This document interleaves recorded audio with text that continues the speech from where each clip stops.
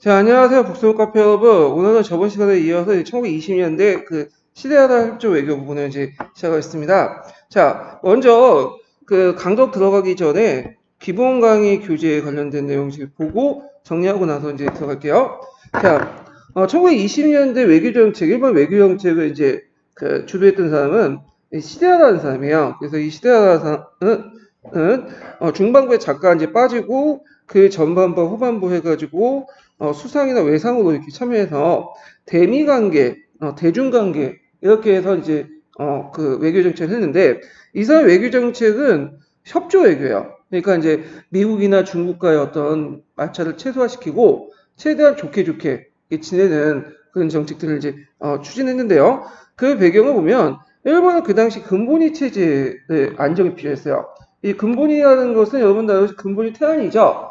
그래서 엔화를 찍은 만큼 그 찍을 만한 가치를 금을 어디에다 비치하는 거죠? 중앙은행에 비치를 해놓는 거예요. 근데 이제 일본이 그 당시 뭐 1차 세계대전이라든지 뭐 시베리아 출동이라든지 등등 해가지고 많은 이제 뭐냐면 그 지폐를 발행을 하죠. 근데 금이 부족하기 때문에 되게 불태한 지폐를 이제 발행을 해요. 그러니까 태안 지폐도 있지만 실제 불태한 지폐가 이제 발행되고 불태한 지폐가 이제 많이 발행됨으로써 인플레이션이 올라가고 엔화 가치가 떨어지고 그래서 이제 이런 문제점을 해결하기 위해서는 이제 미국의 도움이 절실했던 거죠. 일단 미국부터 이제 뭐냐면 금이란지 이런 것들을 구입을 하거나 하기 때문에 그럼 어떻게 이제 가지고 해야 될까요? 일단은 수출을 많이 해야 되겠죠. 수출을. 그래 이제 수출을 많이 해야지 달러가 이렇게 많이 들어오게 되고 그럼 이걸 갖다 보면 다시 이제 미국에 가서 금을 가지고 와갖고 이제 이런 식으로 해서 부족한 부분을 메꾸고 그리고 이걸 바탕으로 해 다시 엔화를 이제 태안 엔화죠. 예, 이런 식으로 발행을 하는 체제가 필요했기 때문에 미국과의 어떤 교육 체제를 계속 유지하기 위해서는 이렇게 미국 간의 협조 정책을 할 필요가 있었다. 그래서 이제 그다음에 미국에 이제 큰 수출을 했던 것이 뭐냐면 개항 이후부터 이제 미국 일본의 주요 수출이 생사죠. 생사 수출인데 미국이 제1회 이제 생사 수출국이었죠. 자, 그리고 이제 중국 군벌과 우호 관계를 유지해서 재정을 안정시키고 군비 절감인데 왜냐하면 이제 아까 얘기했지만 일본 같은 경우에는 불태한 지표가 많았던 이유가 돈을 많이 찍어냈던 거고 돈을 왜 많이 찍어냈냐면 잦은 출병과 그 다음에 뭐 함대 건설 그리고 여러 가지 무기 그다음 군대 증원 이런 것들이거든요. 근데 중국하고 갈등을 계속 빚게 되면 어떻게 되겠어요? 계속 어떻게 되죠? 군대를 또 파견해야겠죠. 예, 그래서 이런 것들을 이제 염려에 둬서 이 군비 절감 목적으로 해갖고 이제 중국과의 관계도 우호적인 관계를 유지하려고 했다. 그래서 이제 대영 대미 협조 정책과 대중국 내정 불가스 정책이 양대 방향이었고요. 그래서 그런지 몰라도 이제 20년대 들어와서는 미국에 대한 일본의 어떤 그 인식이 그렇게 썩 나쁘진 않았어요. 여기가 예. 그래갖고 물론 이제 워싱턴 회의를 거쳐갖고 겸재하려는 심리도 있겠지만 그다음에 일본이 그 당시 미국에 대해서 상당히 협조적이었거든요. 그러다 보니까 이제 친미 국가 이렇게 생각을 하고 있었던 거고요. 근데 이제 인식이 이렇게 나빠지게 된 건 언제냐면 일본이 이제 본격적으로 만주 사변을 일으킬 때부터 이제 조금씩 나빠지기 시작해요. 그래서 이제 중국에 이제 침입하고 그러면서 미국하고 갈등을 빚게 되면서 어떻게 되죠? 미국이 경제 제재를 하게 되고 이걸 이제 돌파하고자 이제 일본이 태평양 전쟁을 일으켰던 거죠. 자, 그러면 이 시대하다는 두 시기에 활동했는데 전반부와 후반부 이렇게 이제 볼 수가 있어요. 전반부는 이제 수상으로서 이제 내각의 이제 수상으로서 활동했고 후반부는 이제 그 당시 외상으로서 이제 들어가서 활동을 했죠. 그래서 전반부에 보면 일단 미국 중심의 워싱턴 회의에 참여해서 워싱턴 체제 형성에 크게 기여했다. 그래서 이 워싱턴 회의의 주요 내용은 일본 전제예요. 1차 세계대전 이후에 이제 태평양 지역에서 일본 세력이 너무 확대돼 나가니까 이것을 견제해야겠다. 그래가지고 그래서 이제 워싱턴 회의를 열었던 건데 여기서 워싱턴 회의에서 일본이 상당히 불리한 조건을 다 들어줬어요. 자, 이걸 보면 육군과 해군력을 감축했고 특히 주력함을 감축인데 이때 주력함은 뭘까요? 항공모함이죠. 항공모함의 비율을 미국, 영국, 일본이 3대 3대 1 이렇게 이제 했고요. 그 다음에 제일 문제가 됐던 것이 21개조 요구문에서 요구했던 게 뭐예요? 상동반도 이권이죠. 그래서 이 상동반도 이권을 포기했다. 그리고 이제 시베리아 철수. 그래서 왜냐면 그 당시에는 백군을 지원하기 위해서 미국의 요청에 따라서 시베리아를 파견했는데 미국은 원래 이제 요청했던 이유가 뭐냐 적당히 견제하라는 건데 일본이 이 틈에 가서 어떻게 하면 연해주의력을 장악할까 그 목적을 파견한 거야. 그래서 미국이 예상했던 병력만큼 파견한 게 아니라 너무 많은 병력을 파견한 거야. 그럼 미국의 입장부터 이거 안 되겠죠. 그래서 이거 철수시켜라. 이제 해갖고 철수를 하게 되죠. 그리고 이제 여기는 하나 빠졌지만 요 당시에 영일동맹이 있었죠. 영일동맹을 파기해요. 그때 그래갖고 이제 이런 식으로 해가지고 활동이 있었고 후반부는 이제 잠깐 뒤에 설명하겠지만 다나카 기이치 내각이 등장해서 물려났다가 하와구치 내각이 이제 등장하면서 다시 외상으로 활동했던 시기인데요. 그 당시 런던회의 결과를 수용했다. 그래서 런던회의도 이제 일종의 군축 회의인데 이 군축 회담에서 이제 논의했던 것이 보조원 감축이에요. 이때도 마찬가지로 미국, 영국, 일본이 3대 1의 비율로 보조함을 감축하자. 근데 그것도 수용을 했어요. 예. 그럼 보조함이 뭐냐? 여기 항공모함이 있으면 항공모함은 뭐 하는 것이죠? 비행기 싣고 실은 배들이죠. 그래서 일단 싣고 나서 거기를 이제 바탕으로 해서 원거리 이제 타격이라든지 그걸 하기 위해서 항공모함인데 항공모함은 비행기를 많이 실어놨기 때문에 자체 방어력이 없어요. 그러니까 주변부터 이제 적기가 쳐들어오거나 잠수함이 오거나 그럴 경우에는 별로 없어. 뭐 큰 함포도 없고 그 해봤자 뭐 발칸포 정도. 그다음에 이런 정도밖에 없기 때문에 항상 그 항공모함이 움직이려면 항공모함만 움직이는 게 아니라 그 옆에 뭐가 있어요? 함대, 호위함대가 같이 움직여. 그래서 호위함대 안에는 뭐 잠수함도 있고 승용함도 있고 구축함도 있고 등등 여러 함대들 배도 같이 움직이죠. 그래서 그 항공모함 함대는 거기에서 끝나는 게 아니라 항공모함을 중심으로 해갖고 함대가 형성돼 있어요. 근데 이제 이 보조함이라는 것은 이제 항공모함을 호위하는 그런 여러 그 함선들을 얘기하는데 그 비율도 3대 3대 1로 이렇게 감축시킨 거야. 그러면 일단은 누구한테 불리하겠어요? 일본한테 불리하겠죠. 일본한테. 그러니까 당연히 일본의 군부에서는 불만을 가질 수밖에 없겠죠. 이건 완전 굴욕외구다. 우리가 왜 군축을 이렇게 당해야 되냐. 근데 이제 정부 입장 때는 함대를 많이 유지하려면 육군에 비해서 돈이 많이 들어가 이거는 또. 그러다 보니까 일본이 그 당시에 뭐 그렇게 돈이 많았던 것도 아니죠. 제일 중요한 게 경제 뭐냐면 개발해야 되고 미국의 협조를 얻어가지고 또 대미 수출도 많이 해야 되는데 이게 이제 불리한 거야. 그래가지고 그 의견을 받아들였던 거죠. 그렇지만 이제 일단은 그 군대 입장일 때는 해군성이나 육군성 그런 사람 입장일 때는 그 마음이 안 들어가지고 결국에는 이제 어떻게 돼요? 나중에 쿠데타도 일어나죠. 예, 그건 뒤에 좀 얘기할게요. 자, 그 다음에 이제 중국의 간세권 인정. 이렇게 해서 협조 외교 정책을 했다. 요때 간세 자주권이라는 것은 협정 간세를 안 하겠다. 그래서 중국이 이제 마음대로 간세를 정해라. 이렇게 이제 내용이죠. 자, 다나카 기이치 내각이 이제 보죠. 요때 이제 전반부 후반부에 잠깐 다나카 기이치 내각이 등장. 이때 이제 시대하다 협조 외교가 일시 중지됐고요. 요때 이제 본격적인 대륙 침략 정책을 하게 되는데 이때 그 해외였던 것이 동방이에요. 이게 예전에 기출문에 나왔던 거죠. 그래서 망몽 지역을 중국의 본토에서 분리해서 망몽 지역의 건익수 옹호를 이제 하고요. 동북 지방을 중국 본토에서 분리하여 일본의 지배를 두고 중국 군벌 간의 어떤 대입을 조정해서 중국의 통일을 방해한다. 그래갖고 그 당시 이제 요 당시에 그 국민당의 북벌이 있었죠. 그래서 이 북벌을 이제 막기 위해서 그 상동 충돌을 해요. 세 차례에 걸쳐서. 그때 명분은 자국민 보호 명분이야. 그러니까 일본인의 특징이 뭐냐면 자국민을 보호는 안 하는데 실제로 이제 명분을 만들기 위해서 항상 그런 것을 내걸고 일본이 중국을 공격을 하거든요. 그때 이제 3차 출병 때 제남 사건이 발생돼요. 제남 사건은 뭐냐면 제남은 상동성에 있는 이제 도시 중에 하나죠. 그래서 국민당이 이제 북벌군이 이제 북쪽 올라왔는데 이때 제남에서 일본군이 이제 출동을 해갖고 있었던 거예요. 그래서 국민당군과 마주치게 돼요. 근데 국민당군은 일본군과 싸우진 않고요. 해피를 해갖고 그냥 북벌을 해요. 왜냐면 이제 제남에서 일본군하고 싸울 경우에 시간이 끌 뿐만 아니라 괜히 일본의 트집을 잡을 수 있죠. 그래서 이제 후퇴를 하게 된 거죠. 자, 이런 사건이 일어났다. 근데 이제 이 다나카 내각이 물려나는 사건이 있었는데 이게 뭐냐면 강동 모중대 사건이야. 일명 장자린 폭사 사건이죠. 그래서 북벌군이 이제 제에서 올라와서 여기 이제 북경까지 이제 공격을 했죠. 이때 북경을 이제 장악했던 중앙 군벌은 봉총파였던 장자림이었죠.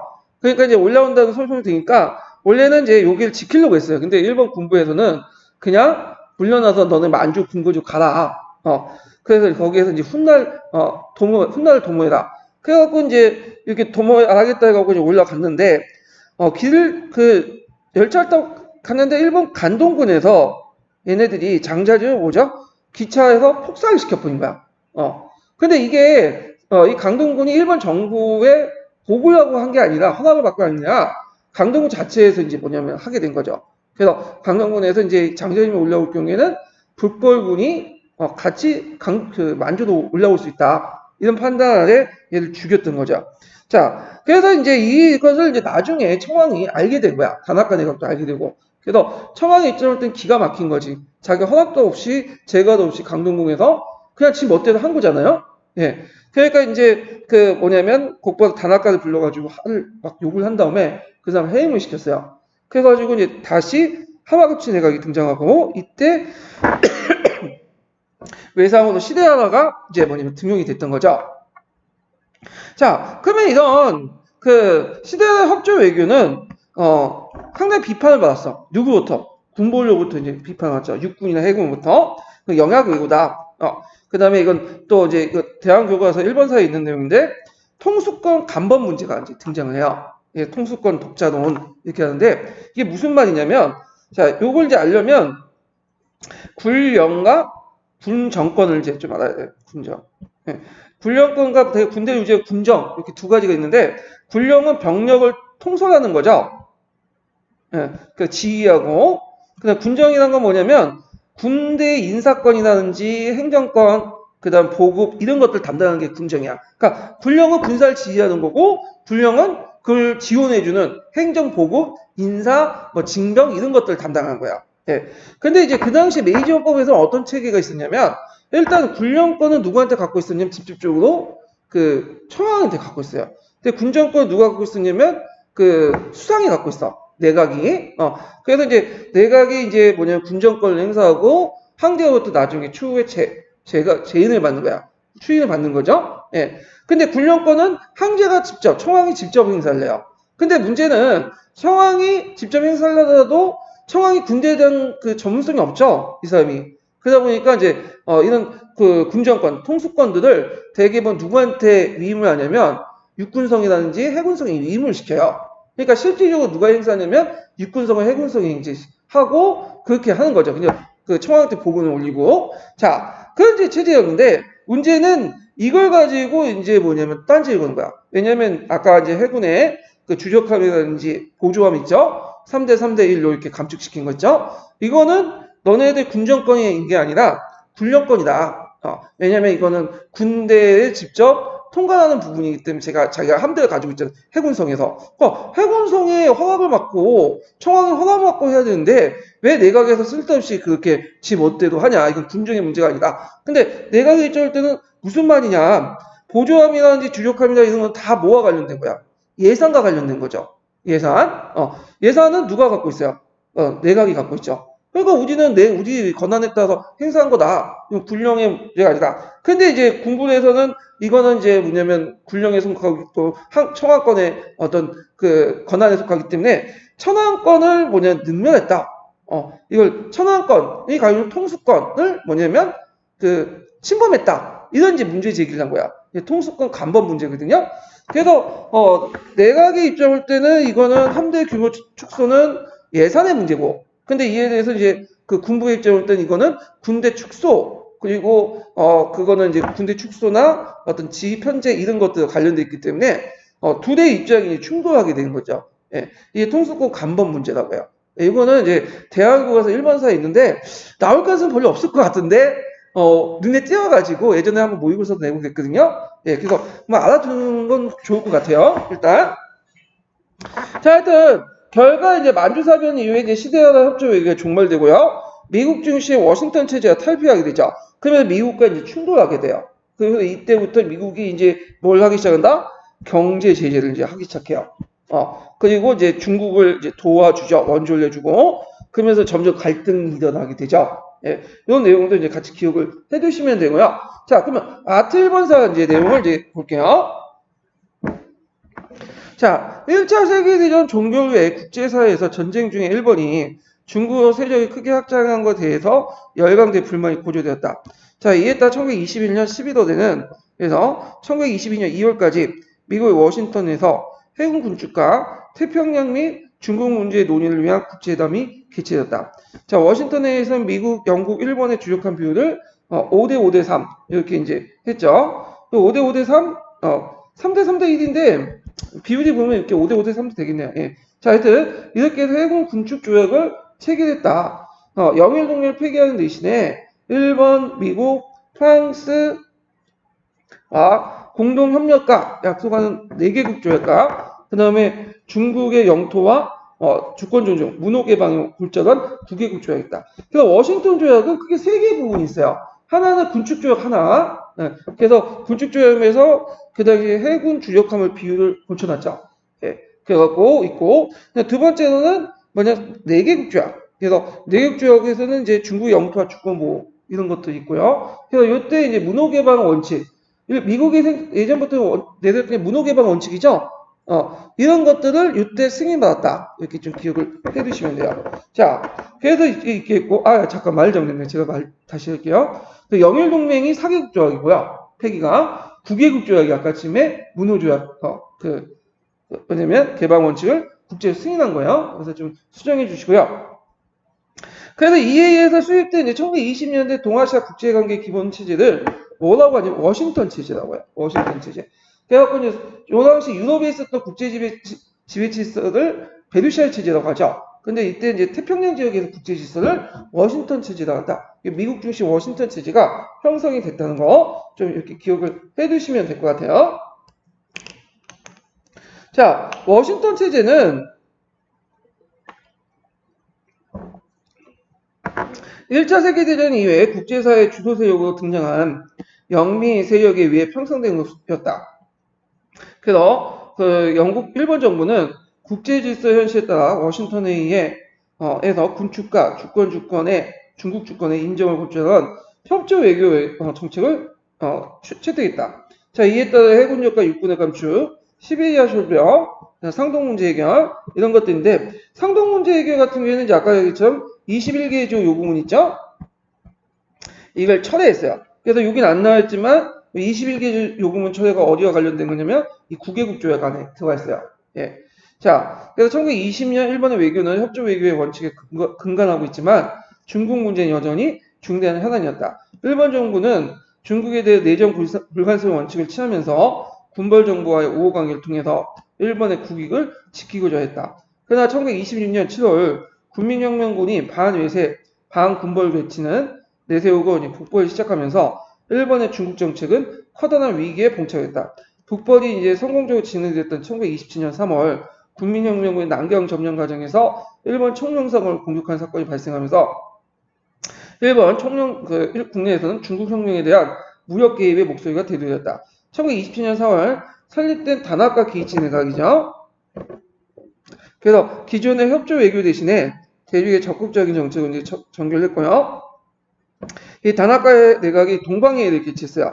그래서 이 동방회의에 관련된 내용이 사료를 보는 아시아사에도 있어요. 꼭 확인하고 넘어가세요. 기초에 나왔던 거니까. 자, 동방회의 내용을 보면 망몽 지역을 중국 본토와 분리해서 일본 세력에 두기로 결정하고 그 다음에 그 장개석의 북벌을 하자 상동수를 출병할 무력을 대응했다. 자, 그래서 요 내용 망몽 지역을 중국 본토에 분리해서 일본 세력에 두기도 했고 근데 이제 이거 또 한 가지 더 추가하자면 그 당시 또 하나 추가하면 뭘 추가해야 될까요? 군벌 간의 어떤 그 분열을 깨하는 정책을 냈죠. 서로 합하면 안 되겠죠. 군벌 간에 이간질 시켜갖고 분열을 깨했어. 물론 이제 다나카의 이제 이런 망몽의 분리는 그때 당시에 실현되지 못했지만 나중에 1930년대 들어와서 일본의 하복 분리 공작 있죠. 요거와 연결시켜서 이제 보시면 될 것 같아요. 자, 1928년에는 만주군발 장자림이 장개석의 접근을 막기 위해서 강동군의 이제 계획에 따라 철도 폭파 사건을 이제 위해서 그 장제 암살 시행했다. 이게 있고 그러나 다나카의 개입 정책은 국내로부터 강한 비난 여론이 직면되면서 실패로 돌아왔다. 그 뒤로 이제 이어서 하마구치 내각이 등장하면서 다시 일본은 다시 협조 외교 정책으로 들어왔죠.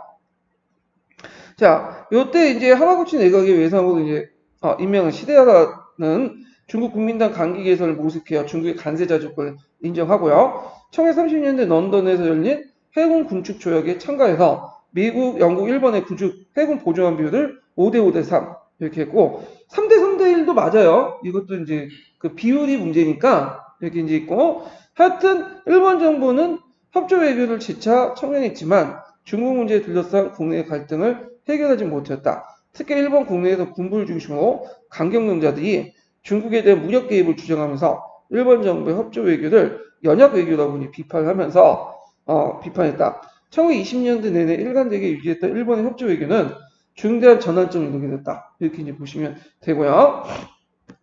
자, 만성공항과 이제 세계공항을 보면 이때 이제 그 20년대 전후로 해갖고 이제 공항이 발생됐다. 뭐 이렇게가 있는데 굳이 이렇게 이제 또 다 볼 필요 없을 것 같아요. 그래서 1929년에 뭐 세계공항 이전에 27년부터 금융공항도 있고 뭐 경제 사정이 안 좋고 그런데 굳이 이걸 우리가 볼 필요 없으니까 넘어갈게요. 이 부분은. 자, 그 다음에 뒤에 넘어가서 이제 도시문화와 대중문화도 볼 필요 없겠죠, 우리가. 네, 넘어가고. 자, 만주사변하고 이제 만주국의 설립 부분 볼게요. 요거는. 그러니까 들어가는 교수님 중에 만주국에 대해서 되게 관심 있는 부분이 사람들이 많더라고요. 그 부신, 그 예전에 이제, 뭐 이상한 그러니까 중국산 내신 문제 중에, 그 분 중에 만주국과, 그 특히 만주국은 뭐 구성되어 있죠? 1번 인하고, 조선인하고, 만주인. 이렇게 있잖아요. 그러니까 이렇게 해서 이제 뭐랄까 다민족 국가? 그래서 이런 입장에서 이제 뭐냐면 만주국을 좀 약간 관심 갖는 분이 있기 때문에 한번 좀 눈여볼 필요 있어요. 좀 내용을 볼게요. 자, 1930년대 일본에 둘러싼 국제관계가 급격하게 시작했다. 그래서 군축조약을 둘러싼 영국과 미국의 갈등을 고조하는 가운데 중국 국민당의 세력 확대는 널 전쟁 이후에 만주 지역에 심어놓은 일본 세력을 위협하였다. 자, 이에 대한 반응이 1931년 강동군이 이끄는 만주 사변이었다. 때마치 이제 그 중국인과 조선인의 충돌, 만봉산 사건. 이 사건 별거 없어요. 이게 왜냐면 그다음 조선인들이 많이 이제 들어와가지고 중국 간도에나 만주 지역에 농사를 짓고 있었거든요. 근데 농사에서 제일 중요한 게 뭐예요? 물길이죠. 술을 이제 파는 과정에서 그 근처에서 중국인들과 좀 약간의 갈등이 있었어. 그래서 이때 뭐냐면 일본 그 경찰이나 군대가 이제 출동하게 되고, 근데 누구 편을 들었냐면 조선인 편을 들었어요. 근데 이게 좀 일본 애들이 좀 이상한 게, 조선에서는 막, 한국인들 막 탄압을 하잖아요. 근데 만주 지역에서 은근히 그 조선인들하고 만약에 중국인들이 싸울 경우에는 조선인들 편을 들어 한국인들은 그래서 이렇게 이간질 시키거든요. 근데 별거 아닌 사건이었는데 근데 이제 문제는 이게 나중에 우리나라에 들어오면서 어떤 식으로 부풀려졌냐면 일본 애들이 이제 어떤 식으로 이제 정보를 풀렸냐면 요 사건을 계기해갖고 중국인들이 한국인들을 대규모 학살시켰다. 그러니까 침소봉대한 거죠. 그러니까 이제 이걸 받은 한국인들이 이제 뭐냐면 그 서울이라든지 뭐 인천에 차이나타운 같은 데 있죠? 공격을 해갖고 거기에 있는 사람들 중국인들 죽이고 그러면서 이것이 다시 중국에 알려지게 된 거야. 그러면서 이때 이제 한국하고 중국 간에 어떤 갈등을 빚게 되죠. 그래서 한동안 그 한국의 독립운동하는데 상당히 어려움을 겪게 돼요. 이것 때문에 만보산 사건 때문에. 근데 그걸 이제 돌파한 사건이 좀 1년 뒤겠지만 그 뒤에 이제 뭐냐면 그 윤봉길 아시죠? 예, 윤봉길이 이제 뭐냐면 그 홍콩공원에서 그 죽이잖아요. 그래서 물병 던져갖고 그래서 이걸 알려지면서 이제 그때부터 이제 많이 나아지게 된 거죠. 예, 자 그래서 이제 있고 그럼 다시 읽어보면요. 자 만보산 사건과 긴장이 조성돼 있던 시점에 강동구는 심양교회 유조에서 루구차오라고 하죠. 철로를 폭발했다. 예. 그래서 이제 강동군들이 이제 일본 정부의 허가가 없이 그냥 한 거거든요. 그래갖고 그다음에 중국인 한 명을 죽여가지고 그 옆에 만주국 그 장한약 군대 군복을 입힌 다음에 그 옆에 있는 거야. 그리고 손에 그 다이너마이트를 손에 쥐고 있고 이렇게 하고 나서 자기 철도 있죠. 남만주 철도 원래 일본 거거든요. 그걸 약간 이제 폭발해요. 다 폭행된 건 아니고 약간만 이제 부신 다음에 이거를 누구한테 밀려 동국군이 했다. 자, 그러면서 이제 일으킨 사건이 만주사변이죠. 자, 이들 장항혁 동국군의 도발로 뭐라 군사행동을 나섰다. 조선주둔 일본군의 일부도 압록강을 건너 강동군을 지원했다. 외무성의 견제에도 불구하고 전선이 확대되어 강동군은 만주 전역을 점령했다. 이때 강동군은 어떤 부대냐면 그 당시에 남만주 철도 있죠. 그 다음에 북만주 철도도 이제 그 당시 강동군이 가난한데 요 남만주 철도와 북만주 철도를 지키기 위해서 일본이 파견된 부대예요. 예. 근데 이 부대가 웃긴 게 일본 정부의 명령 안 듣고 지네 혼자 독자적으로 작전을 많이 해요. 예. 그래갖고 결국에는 이제 강동군이 이제 전역을 점령했는데 그러면 장안양이 있었던 동북권은 저항 못했냐? 저항 못했어요. 그냥 물러났어요. 왜냐면 그때 이제 내었던 장개석이 내었던 게 뭐냐면 지금 일본하고 싸우는 중요한 게 아니다. 지금은 공산당을 토벌하는데 먼저 필요하기 때문에 싸우지 말고 물러나라. 외교적으로 해결하자. 국제연맹 호소에서 그런 식의 이제 뭐냐면 정책을 했기 때문에 물러난 거죠.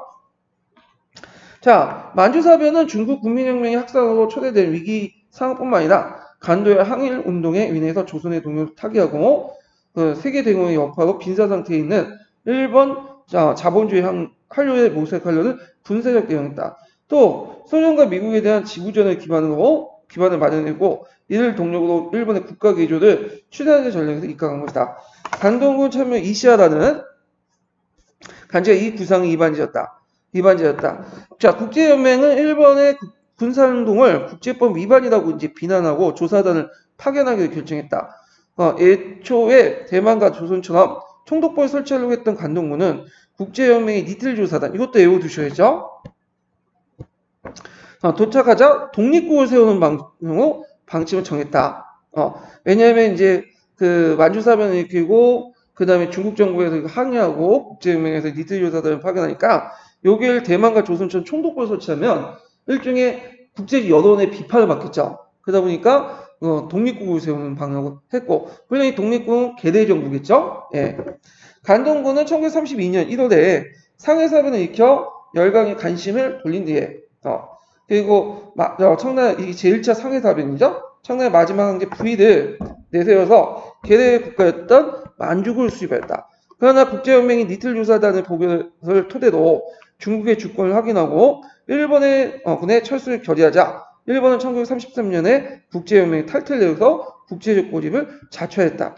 자, 만주국은 실권은 강동군 군사 고문관과 차관급 인사였던 관료들이 장악했지만 국가 원수 이하 장관은 주요 관직은 중국인을 기용하는 지배 형식을 취했다. 실제로 개대 국가였지만 대외적으로 독립국의 면모를 가시하게 한 거다. 지배 이념은 유교적 왕도주의와 그 다음에 다민족 공주의 민족 협파를 내렸다.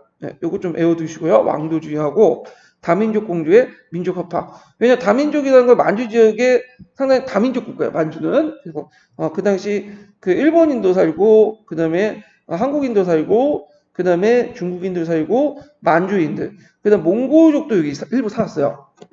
그래갖고 이제 이렇게 내걸었다.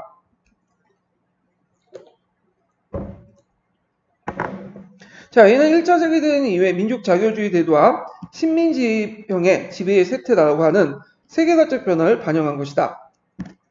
만주국은 2차 세계대전 이후에 등장한 신식민지형 간접 지배의 원형으로 해당했던 실험장이었다. 그 동북권에서 동북한일연구로 이어지는 이 동북한일연구는 우리 한 9년대에서 또 관련돼 있죠. 이 동북한일연구는 공산당을 중심으로 해갖고 만든 거야. 그래서 공산당이 이제 자화합작 연합조직으로서 군대로서 만든 거죠. 민족이냐 이념을 떠나서 항해를 목표로 해갖고 만든 군대죠. 거기에 일부 우리 조선인들도 참여했고요. 자, 그래서 중국의 항해 무장 투쟁이 차츰 낙하되는 가운데 1930년대 중반 이후에 일본은 만주국을 무대로 다양한 실험을 진행시켰다. 우선 정치적으로 일본의 치해국권을 수도 철폐하는 조치를 단행함으로써 독립국 형식을 강화하는 제스처를 취했으며 경제적으로 소련을 모델로 경제개발 5개년 계획을 수립하여 전시체제에 대비한 통제경제체제를 정비해 나갔다. 그래서 통제경제 수립은 만철 조사부가 핵심적인 역할을 하였다. 그러니까 일본 본토의 전시 통제 경제는 만주국을 원흉으로 추진됐다고 해도 과언이 아니다. 문화적인 측면에선 만주국의 어떤 국제회사였던 만영을 통해 만주 영화 협회를 통해 그 최첨단 선진전의 무대를 두각을 나타났다. 1945년 8월 소련의 진주로 무너진 만주국은 14년에 불과한 수명에도 불구하고 동아시아 현대에서 긴 그림자를 들이었다. 해방 직후에 중국 공산당은 만주 중화공업지대를 선전함으로써 국공내전을 승리할 수 있었다. 전후 일본의 보수 정치는 만주국 관료 출신 기시 노부스케를 그 기시 노부스케는 누구로 유명하죠? 지금 수상이었던 일본 중에 아베의 외할아버지죠. 그래서 A급 전번으로 유명한 사람인데 이 사람이 이제 그 뭐냐면 기시 노부스케의 수상에 대해 구축되었고 이들이 한일회담의 주요 내지 막후 역할을 하였다. 북한의 김일성 체제의 역사의 정통성도 만주국 시기에 항해 무장 투쟁이 있었고요. 남한의 박정희 정권도 만주 군관학교 출신이죠. 박정희가. 그래서 원래 이 사람이 이제 일본 군관학교에 나왔다가 다시 만주국으로 들어가서 만주 군관학교에 이제 들어갔던 거죠. 그래서 만주 인맥이 두드러졌다.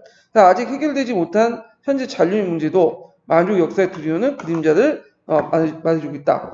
그래서 이제 그 앞에 만주국 집정자 부위가 있죠. 그래서 이 사람은 이제 잠시 만주국에 항제돼 있다가 나중에 국공내전을 이제 시작하고 나서 나중에 공산당한테 잡혀요. 예. 아니 원래는 저희 소련군에 잡혔다가 공산당군으로 넘어가죠 이게. 근데 자기는 죽을 줄 알았어. 근데 오히려 이제 그 공산당에서 이제 살려줬어요. 왜 살려줬냐면 그 아무리 높은 이제 항제라도 우리 이제 중화인민공화국에 들어오면 이렇게 평민으로서 대우해주고 대접해고 이 가지고 있는 내면의 항제의 어떤 권위주의식 이런 것들 우리가 깔끔하게 청소해주겠다.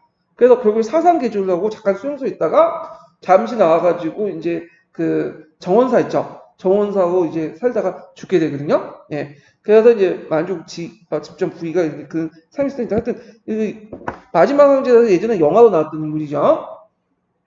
우리나라 그 예국가 아시죠? 제 몰랐는데 몇 년 전에 예국가가 어떤 그 프로그램 오니까 그 만주국 한타지다 해가지고 만주국이 만들어질 때 불렸던 거라고 하더라고요. 그래서 그 안희태가 그 작곡을 했다고 그러는데 그걸 나중에 이제 예국가라는 이름으로 바뀌었다고 하더라고요. 자, 뭐 하여튼 이런 것이 이제 만주국도 나올 가능성이 있으니까 좀 기억을 해두시고 파시즘에 대두할게요. 자, 이 만주사를 반발하고 이제 일본 파시즘에 대두하는 신호탄인데 대다수 이제 일본 그는 만주사변에 열광적으로 지지했고 그 배경인 중국의 반일 운동이 일본의 기득권을 위협한다는 대중적인 반감이 작용했다. 자, 군부는 이러한 정서를 이용해서 외무성 영미협조론을 영약 외교라고 비판하고요. 대외강경론의 기수로서 정치 무대에 전면을 부상됐다. 육해군 청년장교층을 중심으로 급진파 세력들이 국가개조단 슬로건을 내세우고 일본 파시즘화를 추진했다. 그래서 두 번의 이제 큰 쿠데타를 일으키죠. 그래서 요걸 이제 보기 전에 잠깐 기본 강의에서 이제 잠깐 그 내용을 이제 보고 갈게요.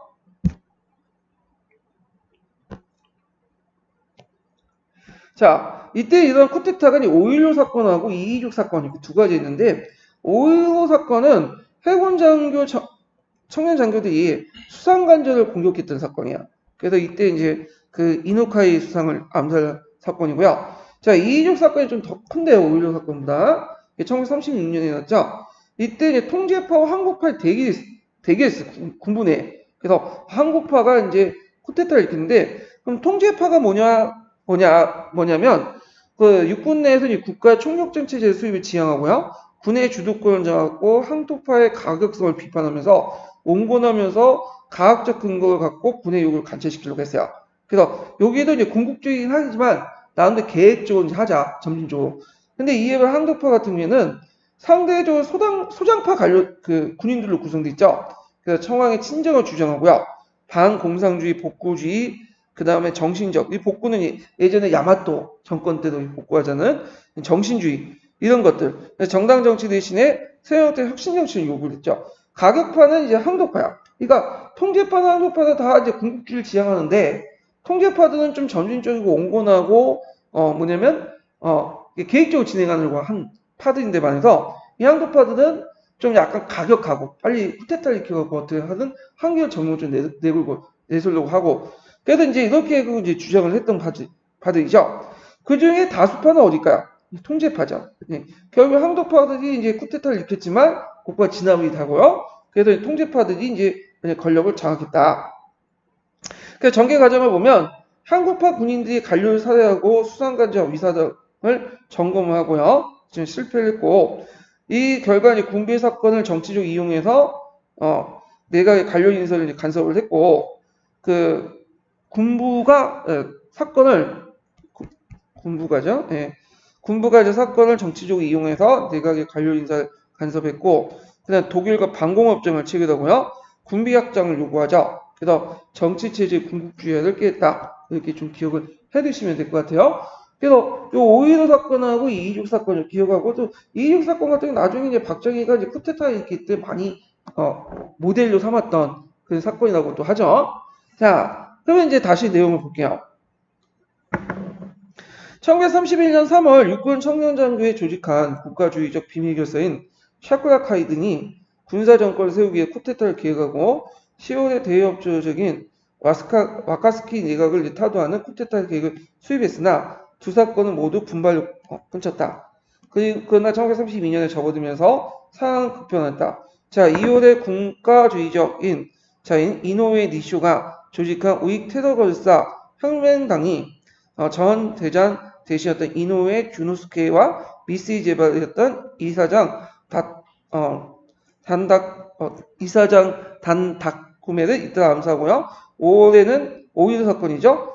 그 해군 청년 장교들이 수상간저들 습격해 이누카의 수요시의 수상을 사살하는 등 자유주의 정당 내각 체제를 부정하는 그 테러를 감행했다. 5.15 사건을 얘기하고요.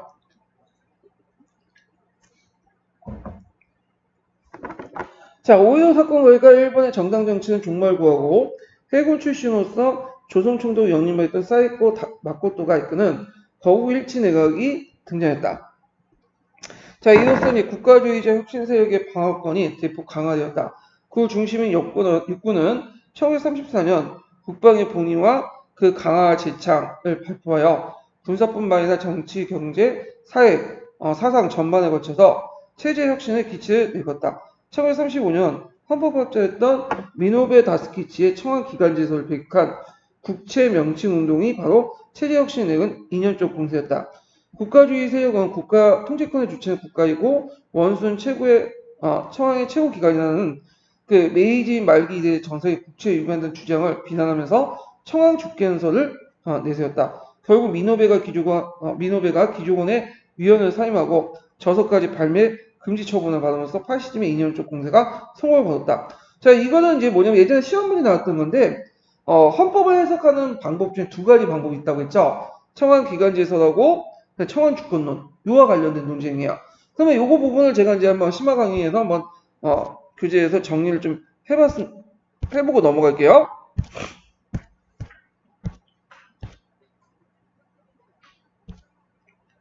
이게 어딨냐.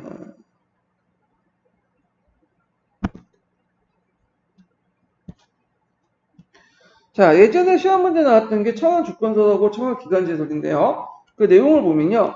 배경 메이지 혁명 양면서야. 그래서 이제 이 메이지 혁명 양면서는 뭐냐 하면 예전에 메이지 혁명할 때 그 2조에 보면 만세일계라는 말 있죠. 만세 1조죠. 1조에 만세일계. 만세일계고 이 만세일계는 뭐야?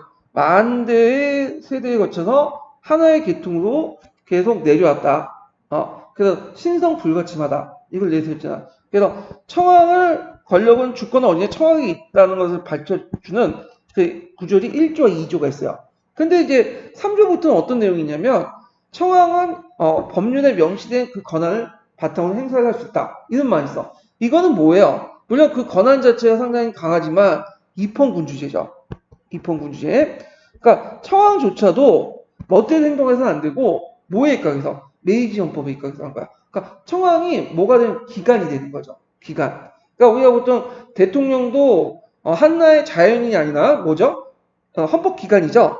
그래서 헌법기관이 되는 거야. 국회의원과 마찬가지, 대통령과 마찬가지로. 그래서 이제 요걸 강조한 사람은 청와주권설, 입헌군주제의 모습을 강조한 법에 의해서 명시되어 있는 하나의 헌법기관이다라는 청와기관제설, 이 두 가지 설이 있어요. 예. 물론 이제 일부는 이제 국민주권설이 있긴 있는데 이거는 이제 좀 약간 소수 견해고요. 그래서 법학계에서는 이 청와주권설과 청와기관제설 중에 1910년대, 20년대까지는 어디가 다수제냐면 미노베 다스키치가 내걸었던 청와기관제설이 다수설이었어요. 그래서 독일의 국가법인선에 따라 최종적인 주권의 소지는 탈인격화된 국가법인, 즉 청왕한테 있다. 이때 청왕은 자연인 청왕이 아니라 하나의 대통령이나 국회의원처럼 법에 규제받는 국가기관이 있다. 이렇게 이제 주장을 했던 거죠. 근데 이에 반해서 이제 오에스키라는 사람은 청왕 주권설 주장을 1조와 2조를 근거로 해서 그래서 모든 주권은 청왕에 있으며 청왕의 명령에 절대 복종해야 된다. 이렇게 이제 얘기를 하죠. 자, 그래서 이제 이 청왕 주권설과 청왕 기관제설이 논쟁을 하고 있었는데 나중에 1930년대 아까 말했던 5.15 사건이라든지 2.18 사건 이런 것들이 터지면서 군부가 이제 정치계에 막 영향력 행사하죠. 그러면서 이제 뭐냐면 수사에게 압력을 해요. 야, 이거 명확히 하자. 그래갖고 이제 그때 내걸었던 그 논리가 뭐냐면 국채 명징하자. 그래서 청와의 통치권을 주체라는 것을 정확히 명칭하자. 국채의 주권이 어디 있는가를 명확하게 명징하자. 그래서 1935년에 이걸 이제 확정 짓고요. 그리고 모든 법률에는 이 국채 명징이 들려있어. 청왕이 주권은 청왕에 있다. 이런 말이 그 뒤에 있어요. 이게 국채 명징이야. 그래서 이런 것들을 좀 정확히 기억을 해두시는 게 좋을 것 같아요. 이거 예전에 한번 09년 기출문에 나왔기 때문에 한번 시험문에 나올 가능성이 있어요. 이 내용은. 자, 그럼 다시 돌아와서 자, 그런데 일본 파시즘에 주도한 육군은 내부적 파벌 대립 문제도 안고 있었다. 1930년대 초반 육군 대신 아라이 사다오가 중심으로 결집된 한국파는 파시스트 사상의 기타 이끼의 영향을 받아 청왕 중심의 급진적인 어떤 체제 혁신을 주장하면서 정계와 재계의 기성 체제를 전면적으로 부정했다. 반면에 국무국장 나가타 다스제는 중견 실무장교였던 통제파는 강력한 군부를 중심으로 군뿐만 아니라 정당과 재벌 기성세력과 사회민주주의 정당까지 동원하는 국방국가의 건설을 지향했다. 급진파의 한국파는 아라키 슈네부가 정치선에 밀려난 1935년 국채면제운동에 전면 내려난 또한 나가타 국무장관을 살해한 등 통제파의 대립을 격화시켰다. 결국 양대 파벌 대립은 이듬해 2월에 폭발했고 만주국 전출 앞둔 제1사단 소속 한국파 청년장교 1,400명이 한국파 청년장교들이 1,400명의 하사관과 사병을 동원해서 도쿄에서 쿠데타를 일으켰죠. 이게 2.16 사건이에요. 자, 이들은 군비 확장을 반대한 대장 대신 다카시 고리키유 등을 살해하거나 중상을 입히고 청왕을 옹립한 군사정권 수립하려고 했다. 자, 그러나 이들의 행동은 군부 주류의 통제파는 물론 청왕 시도히토에게 통수권을 침범하고 간주되었다. 반란군 전원이 체포되고 배후에 지목된 기타 이끼 같은 기타 이끼는 뭐냐면 그 당시 통제파에 사상적으로 영향을 줬던 인물이에요. 근데 이 사람은 참여하지 않았어. 근데 자기의 사상을 영향을 받은 사람들이 누구냐면 통제파들이야.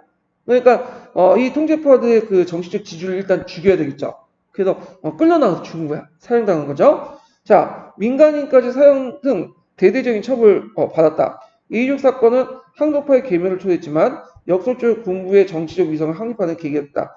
요게 이제 정치적 결과죠. 그러니까 군비 확장에 저항했던 정재계의 장애용이들이 일시에 제거되면서 이 쿠데타를 통해서 누군가는 뭐 제거를 해줬어야 되는데 자기 반대파한테 제거를 시켜준 거야. 그리고 이 사건을 계기로 해갖고 이제 정치권이나 재계는 어떤 생각을 듣겠냐면 말 안 될 경우에는 정상적인 방법으로 자기가 암살당할 수 있다는 어떤 공포감을 심어주는 거죠. 그런 것들이 이제 정치권하고 재계에서 군부의 말을 딱 명령을 수긍하는 받아들이는 그 계기를 마련했다. 이렇게 이제 보시면 되겠죠. 그래서 이제 중일 전쟁과 태평양 전쟁으로 이어지게 되는 총동원 체제가 군부가 주도 운영될 수 있다. 자, 요거 이제 밑에는 이게 뭐와 관련된 내용이냐면 보통 우리가 파시스트 국가하면 일본, 그 다음에 이탈리아, 그 다음에 독일, 이렇게 세 개 국가가 보죠. 그런데 이제 일본하고 이탈리아하고 독일은 좀 차이점이 있어. 예전에 한번 이탈리아 독일의 차이점 물어본 적 있죠? 자, 이탈리아 독일의 차이점은 큰 게 뭘까요? 인종주의가 없어요. 이탈리아 그 파시즘에는. 근데 나치즘에는 인종주의가 있죠. 근데 여기는 반유대주의가 없어요. 무슬림들은. 근데 시틀는 반유대주의, 인종주의가 있죠. 근데 이제 이에 이탈리아와 독일 간의 일본과의 차이점도 있어요. 요 부분은 여기 관련된 내용이 있어요. 한번 보면요. 자, 일본 파시즘의 특징은 파시스 대중정권의 집권 유럽과 달리. 그러니까 이제 이탈리아하고 독일은 파시스 대중정권이 있었죠. 나치라든지 뭐 이런 게. 근데 이제 유럽과 달리 군부를 중심으로 한 기성치료 위로부터의 어떤 파시즘 첫 번째 차이점이고요. 두 번째로는 파시즘 체제 수입 후에 대전제를 벌였던 일본 유럽과 달리 만주사변 침략 정치 일상화 체제 변동이 있다는 것. 그러니까 파시즘 정권이 수입되고 나서 그 대외 침략을 내렸던 게 아니라 일본 같은 경우는 이미 대외 침략 한 번씩 이제 하고 나서 그 후에 이제 그걸 바탕으로 파시즘 체제가 형성된 거야. 그래서 그런 차이점에 불구하고 독일, 이탈리아, 일본이라는 파시즘의 어떤 추측 형성은 20세기 최대의 대전에서 확산났고 그 역사의 후유증은 아직도 지워지지 않고 있다. 이렇게 보시면 돼요. 참고로 일본이 더 이제 추가하자면 그 독일하고 이제 이탈리아 같은 경우에는 확실한 카리스마적 지도자가 있죠. 그래서 시틀러라든지 무솔리니 그런 사람이 있잖아요. 근데 일본 같은 경우에는 그런 사람이 없어. 그러니까 우리가 시로히토라고 하지만 시로히토는 엄밀히 말하면 이제 80세 그 뭐냐면 그 주도했던 사람은 아니에요. 그래서 밑에 도조라는 사람이 있지만 청황제 가져가지고 뭐 그렇게 시틀러라든지 그 다음에 뭐 무솔리니처럼 부각된 사람도 아니고요. 네. 그래서 이제 이건 일종의 어떤 카리스마적 인물이 이제 주도했던 것보다는 군부나 재기 같은 어떤 특정한 세력들이 자신의 욕구를 실현하기 위해서 처왕을 내세웠고 실현했다. 이렇게 이제 보시면 돼요. 네. 자, 그래서 이런 내용도 이제 같이 기억을 해두시고요. 그냥 뒤에 넘어가서 중일전쟁과 정시 동맹해 볼게요. 자, 여기에 보면 이제 뒤에 이제 보면 이제 중일전쟁 내용이 있죠. 노후부 사건부터 시작해가지고 이렇게 있는데 그때 이제 남경을 점령하고 나서 남경 대학살이 있고 그리고 이렇게 이제 막 여러 곳을 점령하고 나서 했는데 이제 이때부터 이제 국민정부의 미국이나 영국, 소련의 지원을 받았다. 뭐 이런 등등인데 자, 쭉 넘어가서 두 번째 내용을 볼게요. 어디 보면 세 번째 단락이네요. 네. 자, 일본 정부는 1938년 말에 설린 우호, 협동방공, 경제제휴라는 3원칙을 내세운 한편 전쟁의 목적이 영미제국주의에 주도하는 기존 국제질서를 대신한 동아신질서, 대동아 공영권을 얘기하는 거죠. 건서에 있던 내용을 선명을 반포하여 중국주의 동주제를 만들어내겠다. 이때 이제 중국 장개석의 라이벌이 누구냐? 왕정이라는 사람이야. 이 사람은 예전에 국민당의 이제 뭐냐면 영수이기도 했죠. 장개석과 이제 거의 맞먹는 사람인데 이때 장개석이 패해가지고 중경을 탈출했어요. 중경을 탈출하자 1949년 일본군이 중국 각지에 수입한 계대 정권을 통합해서 남경의 왕정의 개요 정부를 세우죠.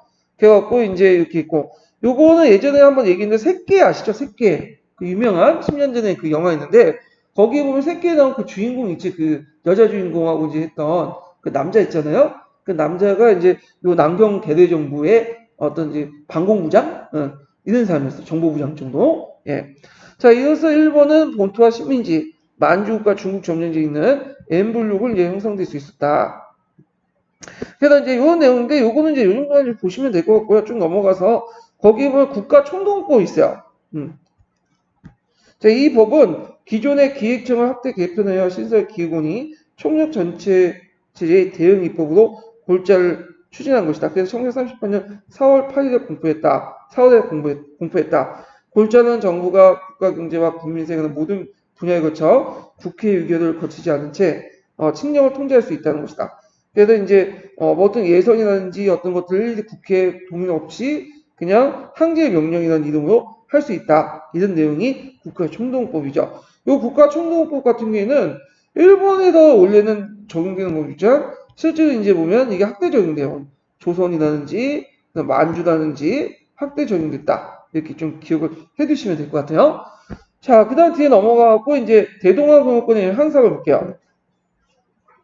자, 대동아 공영권이라는 말은 1940년 7월 마스오케 요시카라는 사람이 제2차 고노에 내각의 외무대시장으로 침입한 후에 처음 쓴 말이다. 일본 정부의 공식 표현은 기본 국채 요강에서 사용된 대동아 신지서이다. 이건 1938년에 제정된 동아 신지서의 학대판이다. 즉 동북아시아 중심의 동아 신지서에 동남아시아를 제어 포함한 일본의 지배권을 밝힌 말이다. 그래서 1940년 4월 이후에 독일이 서부전선에 승리를 거두자 이에 공호된 일본은 독일, 이탈리아와 제휴를 강화하면서 동남아시아 난진 정책을 출근했다. 원래 일본은 이제 미국의 경제 압박이 들어오니까 두 가지 길을 선택했어요. 하나는 몽골이나 이런 쪽으로 해서 나가자 북진 정책하고 또 하나는 저쪽 동남아시아 쪽으로 나가자 남진 정책 이렇게 두 가지는 했는데 북진 정책은 포기했죠. 왜 포기했냐면 그 당시 한번 나가다가 그 당시 몽골하고 소련의 연합군하고 한번 노무현 정권과 거기에서 패하게 돼요. 그래서 일본군이 이제 소련군이 세구나 그런 생각을 이제 갖게 되고 그리고 나서 안 되겠다 북진보다는 이제 동남아시아 쪽으로 가자 남진 정책을 하게 되는 거죠. 자, 그래서 1940년 9월 일본 군부는 중국 국민정부의 보급선 원장 장기에서 지원 루트를 차단하는 공간에 베트남 북부에서 무력 진출하였다. 요걸 이제 좀 알려면 그 당시 이제 조금씩 그 베트남 지역에 많이 이제 아니 베트남입니다. 미국이나 영국이 중국 정부를 이제 도와주거든요. 국민당 정부를. 근데 원조 물자를 하려면 뭐 탱크라든지 식량이라든지 장갑차 같은 걸 보급하려면 길이 있어야 될 거 아니에요. 그래서 처음에는 어떤 길을 택했냐면 베트남 쪽의 길을 택했어. 이 베트남은 누구의 식민지였죠? 프랑스의 식민지였죠. 근데 프랑스가 이제 망하고 BC 정권 넘어가게 돼요. 그러니까 이 BC 정권 안에서는 이제 독일이잖아요. 근데 독일, 일본, 이탈리아 방공협정을 맺었죠. 삼국동맹을. 그러니까 이제 그 당시 1940년에 태평양 전쟁 전이에요. 프랑스의 진주를 하게 돼. 일본이. 근데 프랑스는 그대로 이제 받아들이죠. 왜냐면 그 당시 BC 정권 독일의 밑에 있었으니까. 그래서 요 길을 차단시켰거든요. 그래서 이제 안 되겠다 해갖고 그 당시 두 번째 길을 어디에 택했냐면 저쪽 버마 쪽으로 해갖고 들어가는 길을 채택했는데 버마조차도 나중에 태평양 전쟁 때 누가 먹게 돼요? 일본군이 먹게 되죠. 그래서 안 되겠다 해갖고 다시 인도 쪽으로 해갖고 저 버마하고 인도의 그 국경선이 인팔 있죠? 인팔을 공격을 해요. 인팔을 이제 뭐냐면 그 일종 보급로 삼죠. 그래서 요 인팔 지역을 통해서 저쪽에 중경에 있는 그 국민당을 지원을 하는데 이걸 이제 버마 사령관이었던 그 당시 그 부타쿠치 레라는 사람이 안 되겠다 갖고 펼쳐진 요 길을 공격해야 됐다 해서 인팔을 공격했죠. 그게 그 유명한 인팔 작전이죠. 물론 보급이 안 되고 이제 물려놨지만 그래서 이제 세 길에 거쳐가지고 그 당시 미국하고 영국이 지원을 해줬다. 기억을 해두시면 되고요. 자, 하여튼 베트남 북부는 무려 진주하는 한편 독일, 이탈리아와 삼국동맹을 체결했다. 자, 이로써 일본은 메이징 이래 기존의 외교 명칭이었던 영국과 미국의 의존을 탈피하는 방향으로 나갔다. 자, 일본의 동남아시아의 침공에 반발한 미국은 가솔린과 고추를 대일 수출 금지했다. 이게 상당히 이제 큰 타격을 받는데 왜 타격을 받았겠어요? 석유라든지 그 다음에 철은 일본에서 상당히 중요한 자원이죠. 근데 이런 것들 금지시킨 거야. 예. 그러다 보니까 일본이 이제 군수물자나 이런 것들 못 만들잖아요. 그래서 예전에는 일본이 우리나라를 많이 압살할 때 금이나 은이었어. 근데 이때부터는 금, 은이 아니라 철이라든지 동 이런 것도 필요해. 왜냐면 금과 은은 이제 필요가 없는 거죠. 실제 무기는 못 만드니까.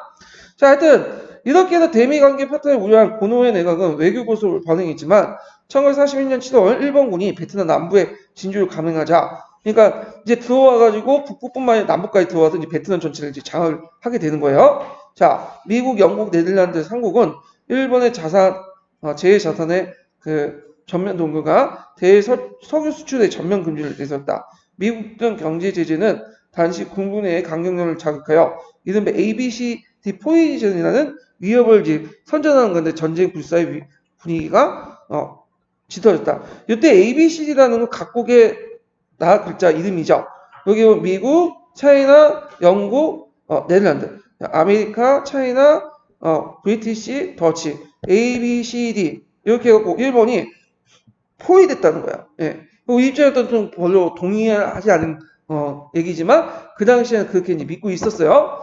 자, 1941년 10월 주전파였던 도조 시대키 내각이 성립되고 11월 청와기 참사가 어전회의에서 12월 초순에 전쟁을 개시하게 됐다.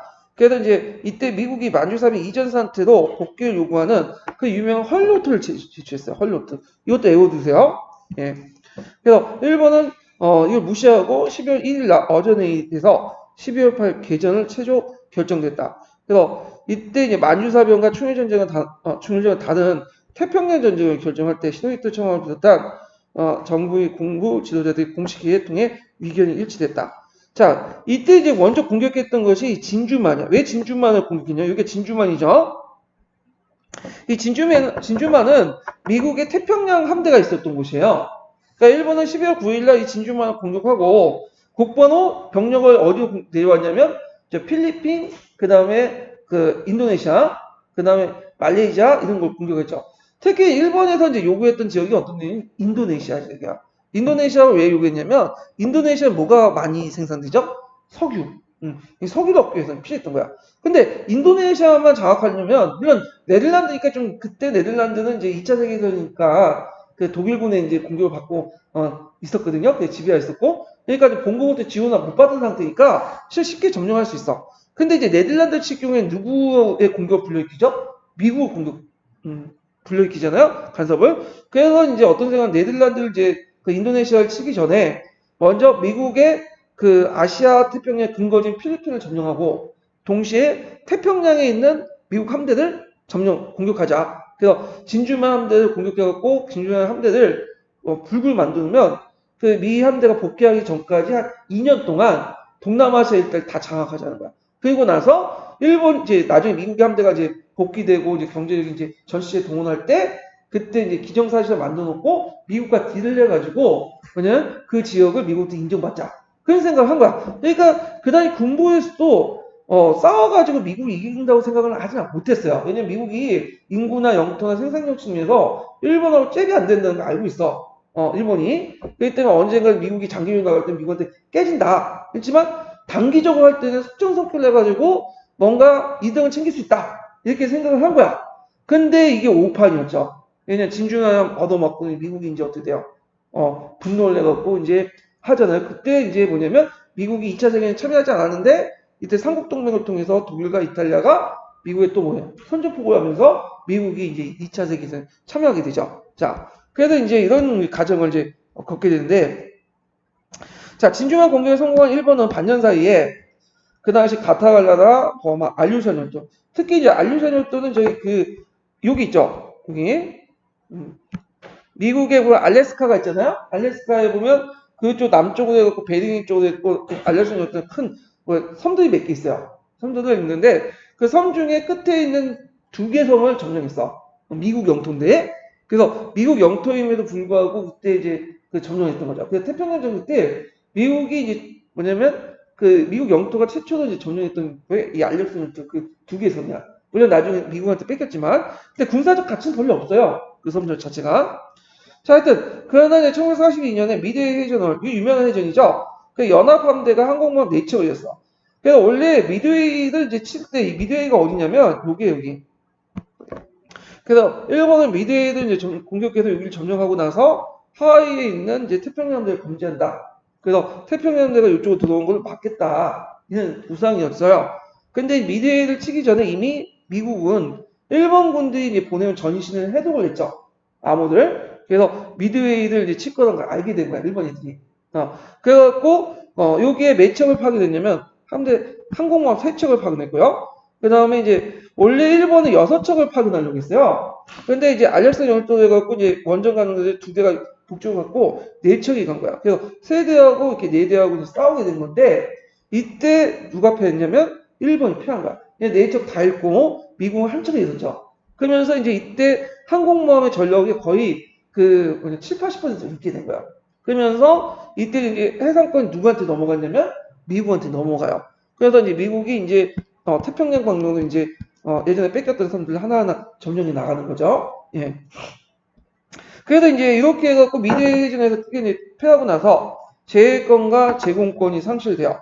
1944년 후반 이후에 일본은 공업 원료의 석유 수입이 곤란했고, 왜냐면 이때 제해권과 제공권이 상실되면서 특히 석유가 여기에서 이제 네덜란드 지역 있죠? 여기 지역에서 이제 오는데 이때 제해권과 제공권이 상실하다 보니까 여기까지 올 수 있을까 없을까 유조선이 없어. 왜? 미국의 잠수함, 함대, 비행기 다 걸려가지고 거의 뭐냐면 10대 중에 한 대꼴로 오는 것밖에 안 돼. 그러니까 보급이 차단됐죠? 자, 그래갖고 이렇게 해서 이제 큰 타격을 받았다. 이런 내용도 좀 기억을 해두시고. 자, 여기에서 언급되어 있지 않지만, 여기에서 큰 전투 중에 하나가 이제 어떤 전투냐면, 가테갈라 전투가 있어요. 가테갈라. 여기 있죠? 가테갈라 전투에서 이제 일본군이 여기에서 이제 진을 치고 있다가, 미국 해병대에 뺏기죠.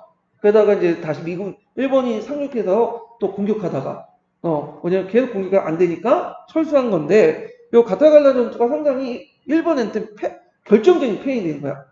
그리고 또 이제 이때부터 이제 해상권, 또 완전 뺏기고, 그 다음에 제공권도 다 뺏기는데, 요 가테갈라 전투에서 완전히 그 주요 요충지까지 이제 다 하나씩 넘어가는 어떤 계기가 됐고, 이걸 계기로 해갖고, 이제 미국한테 섬을 하나하나 뺏기게 돼요. 가테갈라 섬도 되게 중요하니까, 가테갈라 전투 좀 기억을 해두시고요.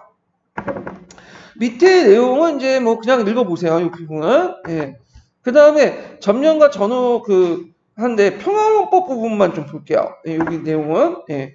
자, 여기는 일본은 이제 미국한테 항복하고 나서 그 당시 그 메가더를 이제 지휘하는 연합군 총사령부가 설치되죠. 한동안 미국의 지배를 받게 되는데, 그래갖고 이제 일본 점령을 이제 하면서 그 당시 이제 했던 것 중에 하나가 연합군 총사령부의 했던 것이 뭐냐면, 지금 이제 아베가 뜯어 고치려고 했던 무슨 헌법이야?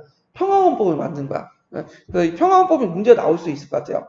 그 내용을 보면, 자, 정치는 민주화의 핵심은 신헌법의 제정과 교육개혁이었다. 총사령부의 민정국이었던 메가다 초안을 바탕으로 신헌법, 현행 일본군 헌법의 주권제 및 평화주의, 인권 존중의 기본 원칙 아래 상징청원제. 이 상징청원제는 뭐냐면 메이지 헌법에서는 청왕이 주권을 갖고 있죠. 근데 여기에서 이제 상징청왕은 실제 주권을 갖고 있는 게 아니라 영국의 그 왕처럼 일종의 국민을 대표한 상징에 불과한 거야.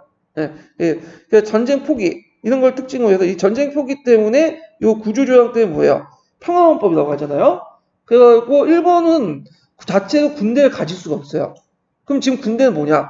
이거는 정식 군대가 아니에요. 이건 뭐죠? 자위대죠. 자위대라는 건 일본 경찰 아래에 소속되어 있는 어떤 그 방위대야. 이런 식으로 이제 갖고, 그 다음에 일본 같은 경우에는 파병을 못해, 다른 나라에. 그래서 적이 쳐들어오면 막을 수 있는데, 어떤 나라를 이제 뭐냐면, 파병을 하거나, 군사동맹을 못 맺어요.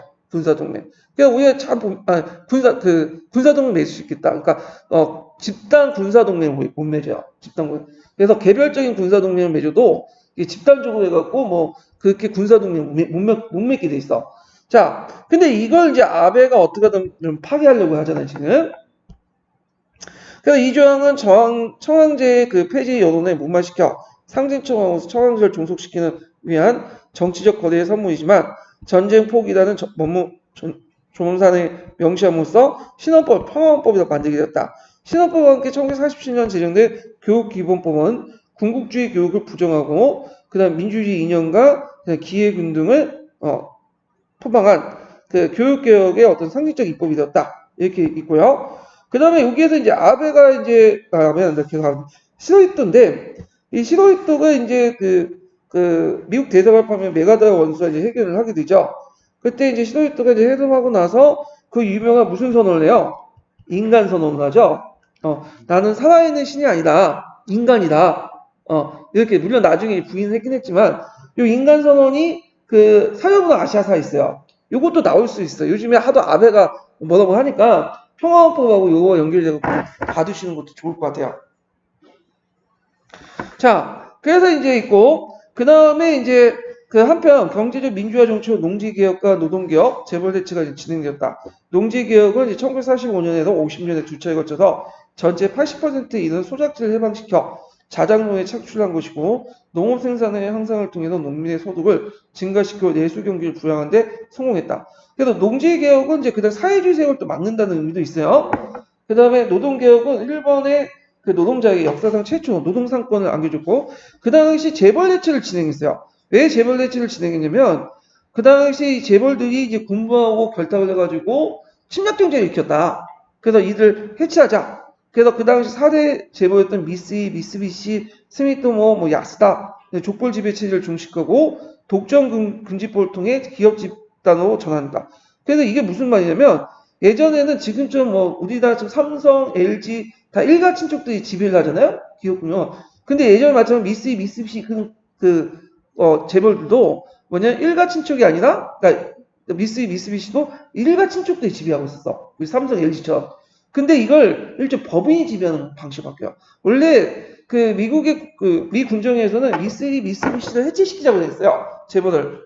왜냐하면 이게 군국주의 상징이기 때문에. 근데 보니까 점점 이제 중국이라든지 소련이 이렇게 해갖고 중국이 공산화되고 소련이 이제 성장하고 냉전 체제가 가속화되니까 일본은 일종의 뭐야? 그 아시아 지역의 그 파트너인지 전략적 파트너 삼으려고 했고 그래서 어떤 재벌 체제가 필요하다. 그래서 방향을 바뀌게 돼. 종전에 그 일가가 지배했던 재벌을 해체해야 돼. 대신에 법인이 지배해. 누가 지배하냐면 금융권이 지배해. 금융권 어떤 은행이 지주지 회사를 만들고 그 지주 회사를 바탕으로 재벌을 지배하는 형태로 바뀌게 돼요. 자, 하여튼 이렇게 해서 이제 기존의 15개 재벌의 재산이 동결되고 지주회사 정리위원회를 통해 재벌 소유 유가증권 일반에 매각이 되었다. 그래서 이때는 이제 주인이 없지만 주인이 없는 그런 그 재벌 지주회사가 되고 그렇지만 상대적으로 이 지주회사에서 주식을 많이 보유한 거는 뭐야? 금융권이야. 그러면 금융회사를 중심으로 먼저 재벌들이 다시 재편이 되는 거죠. 자, 이로써 이제 일본 군국주의 경제적 기반을 해체되고, 그 다음 민주주의적 어떤 시장에 경제 초석을 다졌다. 자, 그 다음에 전후 개혁의 이제 포방된 비군사와 민주화 상징은 도쿄 재건이에요. 이거 좀 기억을 해두세요. 이것도 이제 일본의 이제 전후 배상 문제나 사과 문제 관련돼갖고 나오는데 2차 세계대전 끝난 다음에 제일 중요한 게 전범 재판이거든요. 전범들 어떻게 처리할 것이냐. 그래서 요번에 이제 시험 문제 나온 것도 전범과 관련된 거죠. 아이만. 그래갖고 이제 그때 누른베르크에서 그 전범 재판이었어. 이 누른베르크는 누구하고 상대한 거죠? 독일. 그러니까 누른베르크는 예전에 나치 정당에 열렸던 상징적인 곳이고요. 도쿄에서도 도쿄 재판이에요. 근데 누른베르크 재판에서는 그 독일의 예전에 전범들이 깔끔하게 처치했죠. 근데 도쿄에서도 원래 처음에 그렇게 하려고 했는데 문제는 소련이 부각이 된 거야. 그러면서 이제 방향이 돌려가지고 몇 명 핵심적인 사람들은 뭐냐면 처단하죠. 근데 A급 정범 중에서도 적극적인 가담자가 아닌 사람들은 어떻게 돼요? 살려줘요. 그래서 이들이 후에 이제 뭐냐면 일본 정계를 장악해요. 그래서 지금 일본이 이제 전후에 그 사제 문제 있죠? 그리고 배상 문제를 그 인색한 것도 다 그런 그 문화 때문에 그 우익 정범들이 계속 살아남아서